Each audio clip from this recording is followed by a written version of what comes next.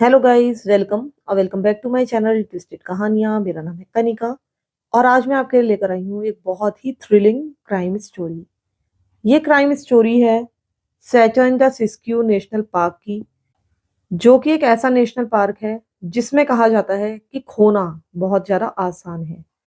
इस national park में reverse हैं, बहुत सारी लेक्स हैं, बहुत ही घना फॉरेस्ट है जिसमें कॉनिफर्स, ओक्स और बहुत तरह तरह के पेड़ मौजूद हैं। एक ऐसा घना जंगल जिसमें अगर एक बार आदमी कहीं पर गुम हो जाए या रास्ता भटक जाए तो उसके लिए वापस आना काफी मुश्किल हो जाएगा।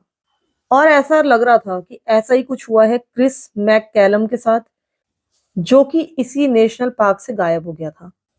19 नवंबर 2012 के दिन उसकी वाइफ पैट्रिशिया ने रिपोर्ट किया कि वो मिसिंग है और वो इसी नेशनल पार्क में कैंपिंग करने के लिए गया था। और सुबह के टाइम जब उसकी वाइफ पैट्रिशिया उसको वहां से पिक करने के लिए गई, तब उसने ये महसूस किया कि शायद क्रिस मैककैलम वहां से गायब हो चुका है। जब पैट्रिशिया अपने हस्बैंड क्रिस को पिक करने के लिए वहां पर पहुंची, तब उसे ऐसा लगा कि शायद वो गलत जगह पर आ गई है, शायद वो किसी रॉन्ग कैंप साइट पर आ गई है।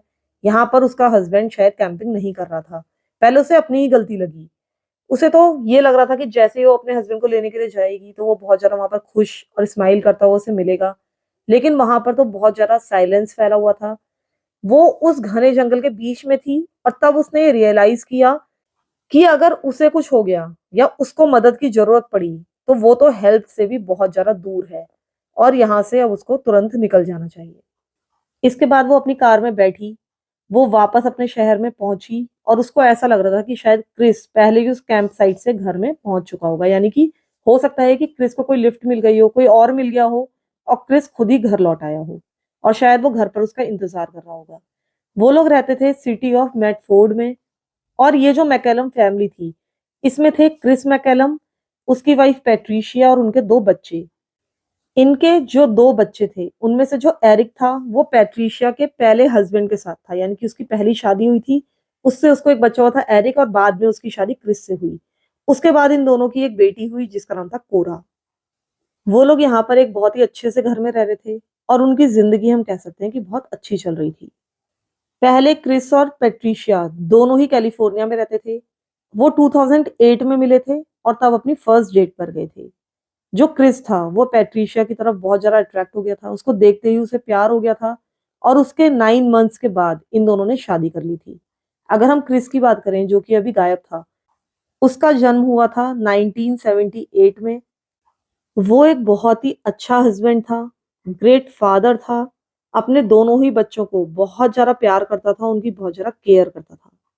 दिन में क्रिस एक कॉल सेंटर में काम करता था और ज्यादा पैसे कमाने के लिए, अपने परिवार को अच्छे से चलाने के लिए, वो रात को एक कैब ड्राइवर के रूप में भी जॉब करता था। भले ही क्रिस बहुत ज्यादा मेहनत कर रहा था, पैसा कमाने की कोशिश कर रहा था, लेकिन उसके बाद भी इनकी फैमिली स्ट्रगल कर रही थी। इनको पैसों की यानी कि फाइनेंशियली बहुत ज्यादा दिक्कतें रहती थी और किसी तरह ये अपने खर्चे को चला रहे थे। इधर जो पैट्रिशिया थी, पहले उसके ये प्लान थे कि वो मिलिट्री ज्वाइन करेगी एज अ मेडिक, यानी कि वो मिलिट्री की मेडिकल फील्ड में जाना चाहती थी। लेकिन बाद में उससे एक गलती हो गई। जब वो अपनी प्रैक्टिस वगैरह कर रही थी तब उसको चोट लग गई अपनी ही जल्दबाजी के कारण, और उसको जो फिट इंजरी हुई उससे वो प्री एंट्री एग्जाम से आगे जा ही नहीं पाई। इसका मतलब ये था कि अब उसको मिलिट्री के कोई भी बेनिफिट्स नहीं मिलने वाले थे और बाद में वो स्टे एट होम मदर बन के रह गई। वो फिलहाल कोई जॉब नहीं कर पा रही थी और सिर्फ घर में रहकर अपने बच्चों की देखभाल कर रही थी। जो क्रिस था उसको कैंपिंग करने का, फिशिंग करने का, हाइकिंग करने का बहुत ज्यादा शौक था। वो जब ये सारी चीजें करता था तो वो बहुत खुश रहता था। जब वो जंगल में रहता था तो ऐसा लगता था कि वो अपनी सारी की सारी प्रॉब्लम्स भूल चुका है। जो उसके घर की प्रॉब्लम्स थी, फाइनेंशियली जो प्रॉब्लम्स थी, वो उन सबको भूल जाता था, अपने जॉब की टेंशन भूल जाता था और उसको वहां जाकर बहुत ही अच्छा लगता था। क्रिस अब 34 ईयर्स ओल्ड होने वाला था। इधर जो पेट्रिशिया थी वो 26 ईयर्स ओल्ड थी। और अब इन लोगों ने डिसाइड किया है कि ये लोग वीकेंड के लिए एक कैंपिंग ट्रिप में जाएंगे और ये ट्रिप होने वाली थी इसी नेशनल पार्क में। ये एक बर्थडे वीकेंड होने वाला था और यहाँ पर जो पेट्रिशिया थी उसकी स्टेप सिस्टर भी इनको ज्वाइन करने वाली थी जिसका नाम था एम्बर लवर्स। क्रिस का बर्थडे था 19 नवंबर को। लेकिन अगर हम नवंबर की बात करें तो वो आउटडोर्स के लिए बहुत अच्छा नहीं होता है। ये जो नवंबर का मौसम है, ये बहुत ज़्यादा वेट होता है, बहुत ज़्यादा कोल्ड होता है और इस समय आइडियल कैंपिंग सिचुएशंस नहीं होती हैं। अगर आप बाहर जाएँगे, तो बाहर बहुत ज़्यादा कोहरा हो सकता है, नमी हो सकती है, हवा में ठंडक हो सकती है और इसके कारण आपकी तबीयत खराब भी हो सकती है। लेकिन क्रिस इन सारी चीज़ों से रुकने वाला नहीं था। उसको ये सारी चीज़ें बहुत पसंद थी, चाहे बाहर बारिश हो, चाहे स्नो हो, उसको सारी चीज़ें तब भी बहुत पसंद आती थी। हम ये भी कह सकते हैं कि इस तरह के मौसम को वो और ज़्यादा प्रेफ़र करता था, क्योंकि इस मौसम में लोग कैंपिंग करने बहुत कम आते थे और बहुत ज़्यादा वहाँ पर शांति रहती थी। जितने भी कैंप ग्राउंड्स होते थे, वो सब के सब खाली होते थे और क्रिस उसमें पूरी तरह से इधर-उधर घूम सकता था, कहीं भी कैंपिंग कर सकता था और ये चीज़ उसको बहुत ज़्यादा खुश कर देती थी। वो बहुत ज़्यादा एक्साइटेड था कि अपनी बर्थडे वो वहाँ पर मनाने वाला है या अपनी बर्थडे के लिए वहाँ पर जाने वाला है। 16th नवंबर 2012 वाले दिन क्रिस, पैट्रिशिया और एम्बर यानी कि उसकी साली, ये तीनों के तीनों एप्पलगेट रिवर कैंप साइट पर पहुंचे दिन के करीब 2 बजे यानी 2 o'clock पर। अब जो क्रिस था वो यहाँ से बहुत ज़्यादा फ़ैमिलियर नहीं था। ये उसके लिए एक नई जगह थी और इस कारण से उसको लग रहा था कि यहाँ पर नए एडवेंचर्स देखने के लिए मिलेंगे, यहाँ पर कुछ नयापन होगा। ये जो जगह थी ये उसे एम्बर ने रिकमेंड की थी और बहुत ज़्यादा रिकमेंड की थी यानी कि उसकी साली ने। उसने कहा था कि वो यहाँ पर पहले भी आ चुकी है। ये एक बहुत ही ज़्यादा शांत जगह है और एक तरह से इतनी शांत कि वो कहीं न कहीं ईरी हो चुकी थी यानी बहुत डरावनी जगह लगने लगी थी। केवल इसलिए नहीं कि ये चारों ओर से बहुत डीप फॉरेस्ट से ढकी हुई थी, लेकिन इसलिए भी क्योंकि यहाँ पर एक बहुत खतरनाक इंसिडेंट भी हो चुका था। यहाँ पर काउडन फैमिली मर्डर्स हुए थे, जो कि अपने आप में एक बहुत ही ज़्यादा क्रीपी केस था, जो कि शायद मैं आपको कभी न कभी सुनाऊँगी। ये जो मर्डर थे, ये बिल्कुल यहीं पर हुए थे, जहाँ पर अब ये लोग कैंप करने वाले थे और ये चीज़ इन लोगों को कहीं न कहीं एक्साइट भी कर रही थी, क्योंकि ये बात इन्हें डरा रही थी। इसके बाद इन लोगों ने यहाँ पे अपने टेंट वगैरह सेट किए। उनको यहाँ पर काफ़ी अच्छा लग रहा था, अच्छा समय यहाँ पर बिता रहे थे। ये तीनों ही यहाँ पर आए थे, इनके बच्चे इनके साथ नहीं थे, उन्हें वो छोड़कर आए थे, किसी केयर टेकर वगैरह के पास। अब रात के करीब 8 बज चुके थे, बहुत ज़्यादा ठंड बढ़ने लगी थी और आपको पता ही है कि ये मिडल ऑफ नवंबर था और उस समय यहाँ पर बहुत ज़्यादा ठंड होती है और जैसा कि मैंने आपको बताया था कि यहाँ पर हवा में बहुत ज़्यादा नमी भी थी। अब पैट्रिशिया और एम्बर ये दोनों ही ये बात करने लगे कि हमको यहाँ नहीं आना चाहिए था। उनको बहुत रिग्रेट हो रहा था कि वो इस जगह पर क्यों आए? यहाँ पर इन्हें बर्थडे सेलिब्रेट नहीं करनी चाहिए थी, कहीं और करनी चाहिए थी। यहाँ पर एक बार होता, कोई हीटिंग का बंदोबस्त होता और तब उन्हें ज़्यादा मज़ा आता। अब पैट्रिशिया और एम्बर इन दोनों ने ये डिसाइड किया कि ये लोग यहाँ से चली जाएँगी। यहाँ पर अब सिर्फ़ क्रिस रात को अकेले रहने वाला था, उसके पास सब कुछ था। उसके पास टेंट था, खाना था, पानी था और प्रोटेक्शन भी अच्छा खासा था उसके पास हर सामान था और यहाँ तक कि उसके पास उसकी एक गन भी थी। अब इन दोनों ने कहा कि ठीक है हम यहाँ से जा रहे हैं।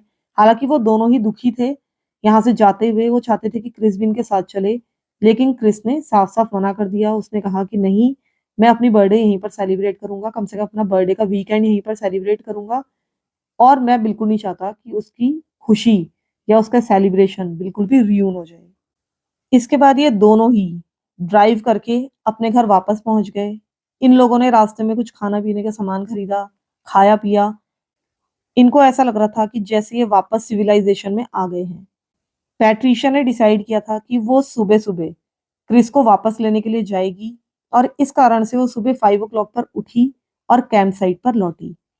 उसने डिसाइड किया था कि वो उसको जाते ही बर्थडे विश करेगी, कहेगी कि मैं तुमको लेने आ गई हूँ। वो उसको देखकर काफ़ी खुश होगा क्योंकि वो रात भर से वहाँ पर अकेला था। लेकिन जैसे ही वो वहाँ पर पहुँची तो उसने देखा कि वहाँ तो क्रिस का कोई साइन ही नहीं है। कोई टेंट भी वहाँ पर मौजूद नहीं था, कोई मैसेजेस नहीं थे। वहाँ पर ऐसा कुछ था ही नहीं कि जिससे महसूस हो कि यहाँ पर किसी ने कैंप लगाया था। अब पैट्रिशा को ऐसा लग रहा था कि शायद क्रिस खुद ही यहाँ से कहीं चला गया है। ऐसा वो अक्सर करता था कि अकेले कैंपिंग के लिए चला जाता था। उसे लग रहा था कि हो सकता है कैंपिंग के लिए उसे ये जगह पसंद ना आई हो, कहीं और कैंपिंग कर रहा हो और वो अपने आप लौट आएगा। उसने 2 डेज़ तक यानी 2 दिन तक क्रिस का वेट किया, लेकिन जब क्रिस की कोई भी खबर नहीं मिली, तब इसने पुलिस को फ़ोन करके इसकी मिसिंग कंप्लेंट दर्ज कराई। जिस समय पैट्रिशिया और एम्बर क्रिस को उसके कैंप में अकेला छोड़कर जा रहे थे, तो वो अपने अच्छे मूड में नहीं था। उसको इनका जाना ऑब्वियसली अच्छा नहीं लग रहा था। हालाँकि उसने इनके साथ जाने का डिसीज़न नहीं लिया क्योंकि उसका बिल्कुल मन था कि वो अपनी बर्थडे यहीं पर सेलिब्रेट करे। इसी कारण से पैट्रिशिया को कहीं न कहीं लगा था कि शायद वो नाराज़ होकर कहीं और कैंपिंग करने के लिए चला गया है। शायद वो अपना गुस्सा दर्शा रहा है। लेकिन जब वो बिल्कुल वापस ही नहीं आया था और इसने पुलिस कंप्लेंट कर दी थी, तब ओरेगन पुलिस डिपार्टमेंट ने अपनी थॉरो सर्च शुरू की। कई कई घंटों तक ये रेस्क्यू सर्च चलती रही। ये लोग कई कई घंटों तक जंगल में रहते थे, उसके नए कैंप साइट की तलाश करते थे, लेकिन इनको कुछ भी नहीं मिला। कोई ट्रैक्स नहीं मिले जिसका ये लोग पीछा कर पाते, और ऐसी कोई इनको सूचना नहीं मिली कि इस व्यक्ति ने कहीं और कैंप अपना शिफ्ट किया है। और अगर शिफ्ट नहीं किया है तो उसका ओरिजिनल कैंप कहाँ है? अगर उसको कुछ हो गया है तो वहां पर टेंट वगैरह मिलने चाहिए, लेकिन वहां पर कुछ भी नहीं था। वहां पर बारिश हो चुकी थी तो ग्राउंड बहुत ज्यादा गीला था। अब 20 नवंबर का दिन आ गया। अब ये सारे के सारे पुलिस वाले एप्पल गेट रिवर के चारों ओर फैल गए और वहां पर थॉरो सर्च करने लगे। वहां पर एक एप्पल गेट वाटरफॉल भी था। इन लोगों को ऐसा लग रहा था कि हो सकता है कि ये उस झरने के पास चला गया हो, इसने वहां जाने का डिसीजन लिया हो, और हो सकता है वहां से इसकी कोई खबर मिले। अब पुलिस वाले ये जो रिवर थी, इसके जो चारों ओर का एरिया था, उसमें ऊपर नीचे हर तरफ जाके सर्च करते रहे। तब इन्हें ऐसा लगा कि उस जंगल में दूरी पर इन्हें कुछ कलरफुल सा नजर आ रहा है। जब इन्होंने पास जाकर देखा तो ऐसा लग रहा था कि ये एक टेंट है जिसको बुरी तरीके से तोड़ मरोड़ कर लपेट कर वहां पर फेंक दिया गया है। फिर एक पुलिस वाला वहां पर पहुंचा। उसने इस टेंट के अंदर टेंट को काट कर देखा कि उसमें क्या है। उसने पाया कि उसके अंदर एक बॉडी थी, बहुत सारा खून था, और उसको गोली मारी गई थी, क्योंकि जो केसिंग्स थी यानी कि जो गोलियों के खोल थे वो भी उसके अंदर ही मौजूद थे। साफ पता चल रहा था कि इसका कत्ल किया गया है। और जब बाद में जांच की गई तो ये पता चला कि ये बॉडी क्रिस की ही है। क्रिस को उसके टेंट के अंदर ही गोली मारी गई थी। शायद वो सोते सोते ही मारा गया था, और हो सकता है कि वो अंदर लेटा रहा हो तब उसको गोली मारी गई हो, लेकिन वो अपने स्लीपिंग बैग से भी बाहर नहीं निकल पाया था। अब इस केस की चर्चा हर तरफ होने लगी। इसको काफी ज्यादा मीडिया में भी दिखाया गया, न्यूज चैनल्स में दिखाया गया, और जो पैट्रिशिया थी उसने भी अपने इंटरव्यूज दिए। इसने कहा कि अगर हो सकता है कि उस रात में वहां पर रुक जाती तो शायद मेरे बच्चे ऑर्फन्स या अनाथ हो जाते, और अच्छा हुआ मैं वहां से आ गई, लेकिन क्रिस को भी मेरे साथ ही आ जाना चाहिए था। आप ये सारी की सारी रिकॉर्डिंग्स देख सकते हैं। 3-year-old Cora are now without a father. He was a great dad. I wish he hadn't passed away. I'm still having trouble with the reality of it. I just had that released to me recently that the cause of death for Chris was that he was shot multiple times.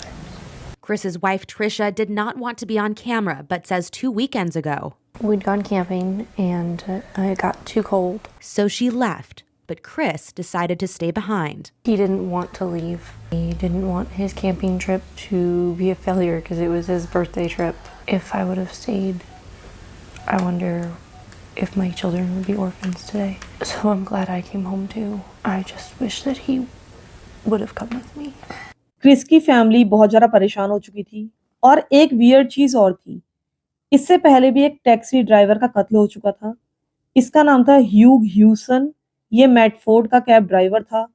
उसको उसकी birthday के दिन ही गोली मारी गई थी Chris की तरह, और उसके बाद उसकी बॉडी को एक फील्ड में डंप कर दिया गया था। अभी तक ये जो केस था ये अनसॉल्व था।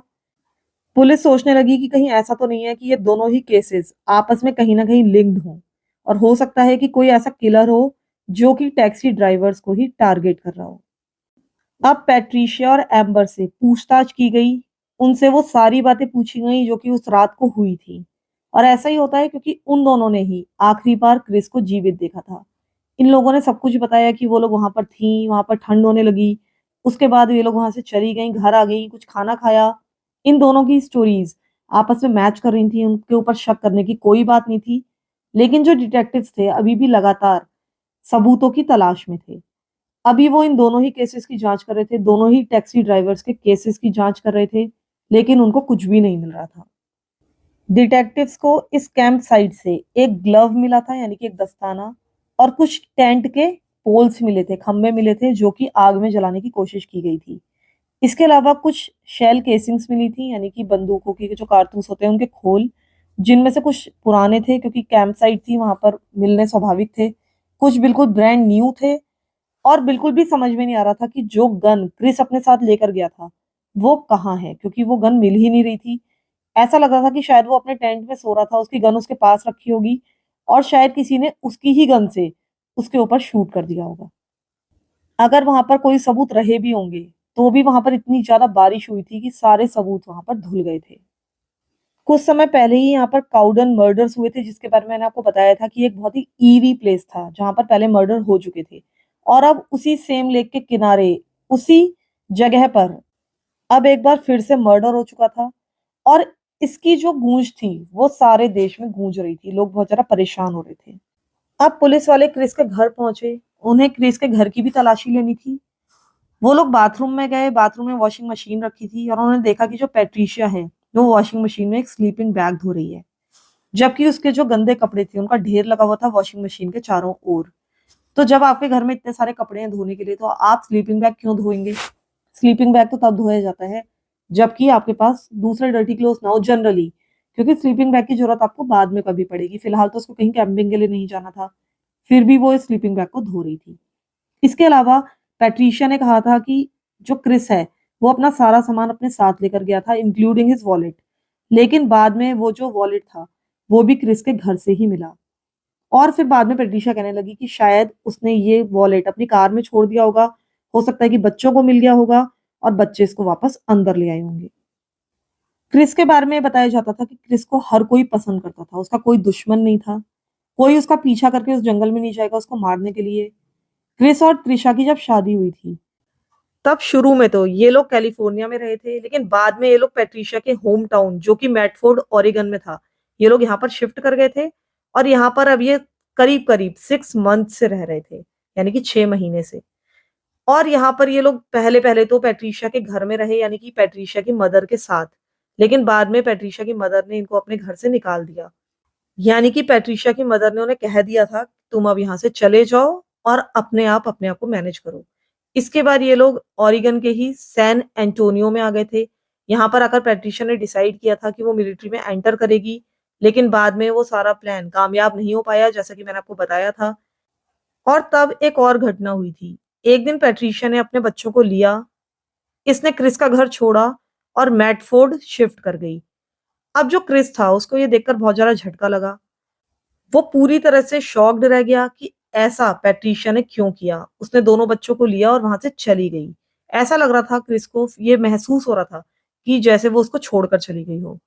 इधर जो क्रिस था वो एक तरह से सैन एंटोनियो में फंस चुका था, क्योंकि वो जिस घर में रह रहा था वो लीज पर था। वो इस तरह से सब कुछ छोड़ छाड़ कर पैट्रिशिया के पीछे नहीं जा सकता था। ऐसा लग रहा था कि जो पैट्रिशिया है उसने अपना सारा संबंध क्रिस से खत्म कर दिया है।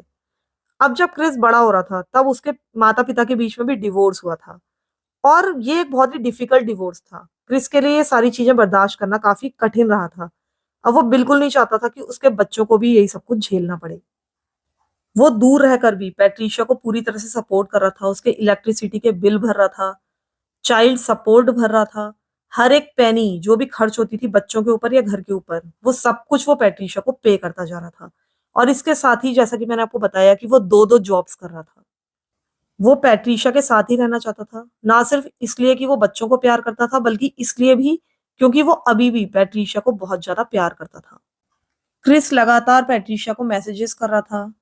इन मैसेजेस में वो लिख रहा था कि तुम इस मैरिज को आगे कंटिन्यू करना चाहती हो या नहीं, तुम फाइनेंशियल क्राइसिस में पड़ जाओगी अगर तुम उससे रिश्ता तोड़ोगी क्योंकि तुम कमाती नहीं हो।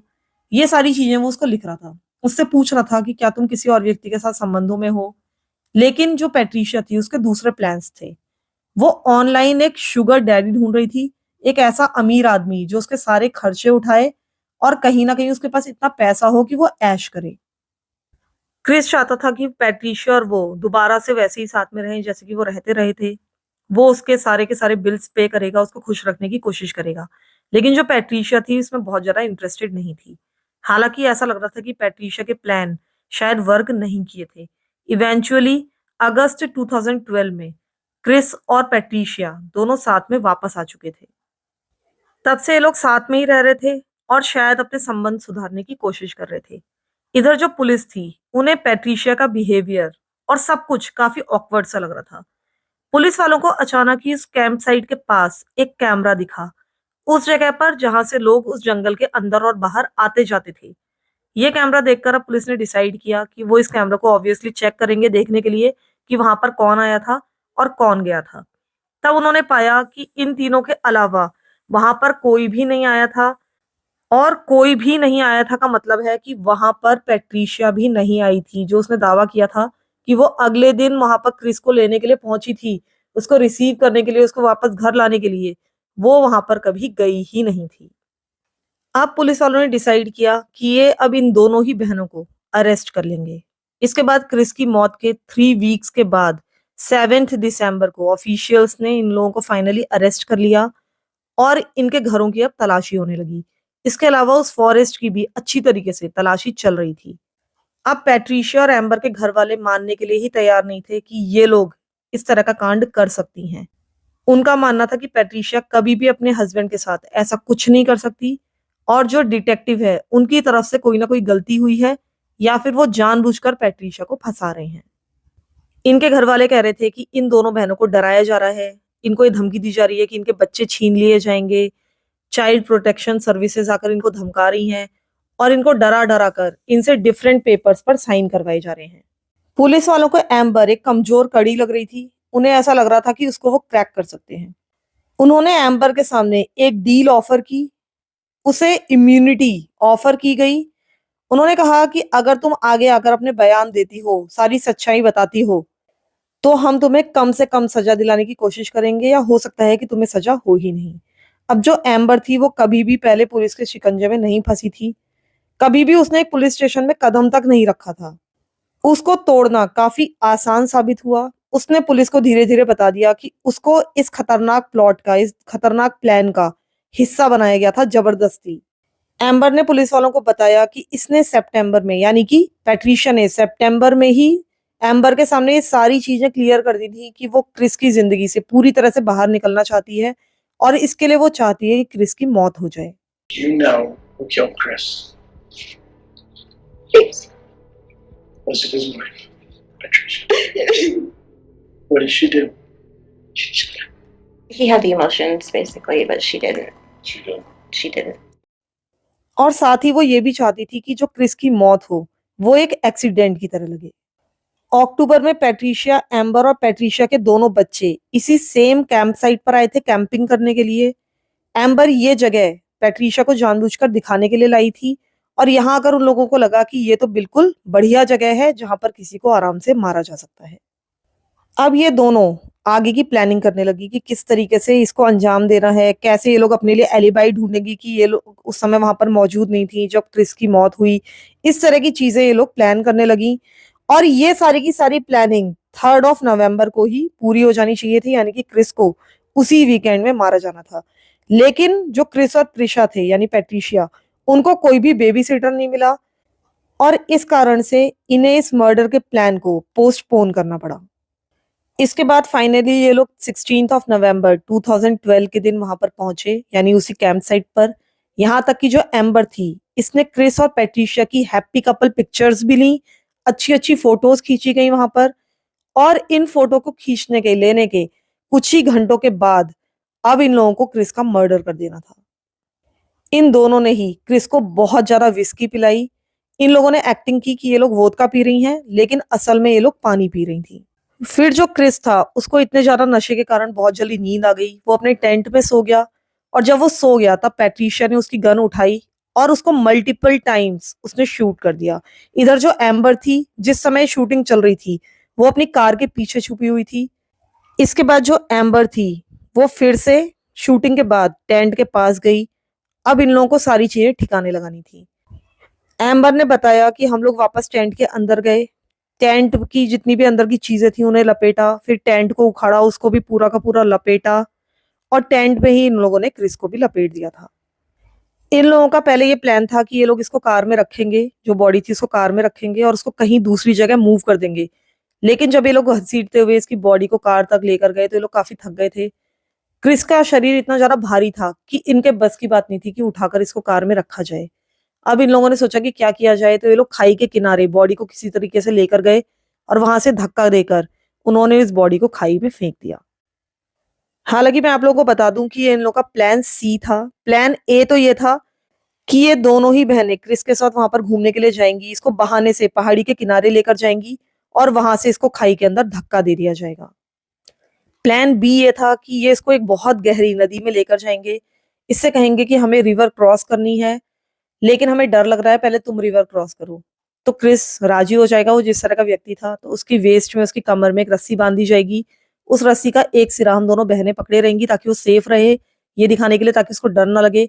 और जैसे ही वो नदी के बीच में पहुंचेगा, वैसे ही इस रस्सी को छोड़ दिया जाएगा और जो क्रिस है वो पानी में बह जाएगा और उसकी मौत हो जाएगी।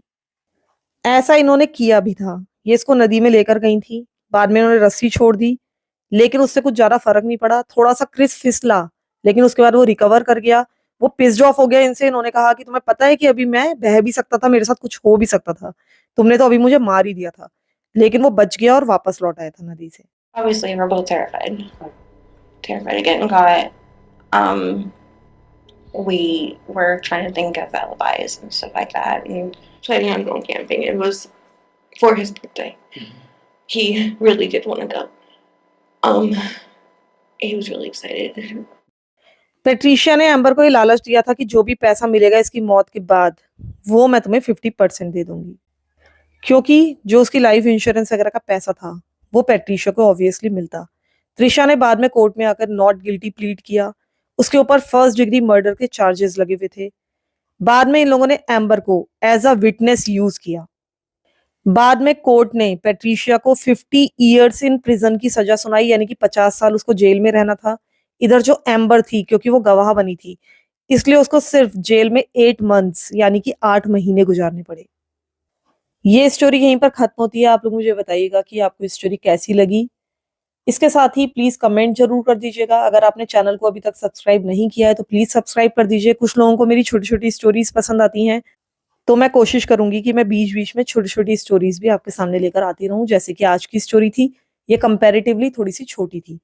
इसके अलावा मैंने जो रिव्यू किया था वो लोगों को पसंद नहीं आया ऑब्वियसली, तो कोई बात नहीं, अभी मुझे रिव्यू करना ठीक से आता भी नहीं है और हो सकता है कि मैं बहुत जल्दी कोई रिव्यू करूं भी ना। अगर मुझे कोई मूवी कुछ डिफरेंट लगेगी तो हो सकता है कि मैं रिव्यू कर भी दूं। तो जिन लोगों को रिव्यू पसंद नहीं आया उनसे मैं सॉरी बोलना चाहती हूँ कि आप लोगों को मेरा रिव्यू पसंद नहीं आया। मैं कोशिश करूंगी कि अगर अगली बार रिव्यू करूं तो और अच्छे से करूं। तब तक के लिए thank you so much for listening to my stories. Thank you so much.